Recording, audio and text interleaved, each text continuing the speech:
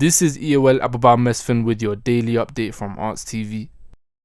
Workers have been dismissed following America banning Ethiopia from the African Growth and Opportunity Act. The AGOA trade legislation provides sub-Saharan Africa with duty-free access to the US. US authorities say Ethiopia has breached the eligibility requirement of AGOA because of what they termed gross violations of internationally recognized human rights. AGOA brings Ethiopians $100 million annually and directly generates employment for about 100,000 people, mostly women in southern Ethiopia working in textile factories exporting to the US. This is according to Vanda Felba Brown, co-director of the African Security Initiative. Due to such dismissal, over 5,000 women have become unemployed in Hawassa Industrial Park. 5 textile manufacturers are forced to reduce workers due to a lack of a market. 2 companies who used to take full advantage of AGOA have completely stopped working and laid off all workers, in total 1,422. The other 3 did not completely stop work but have reduced their working capacity in total by 4,361 workers, bringing the total unemployed to 5,783.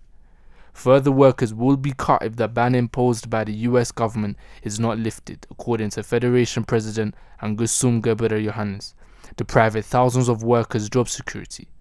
Thousands of families are now in trouble.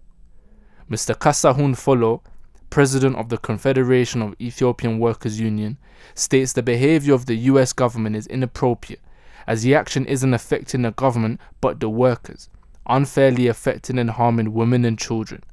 Despite such problems, Chinese companies in Hawassa and other industrial parks have started to export their products to China, relatively overcoming the problem. Japanese and African Economic Cooperation meeting takes place in Tunisia.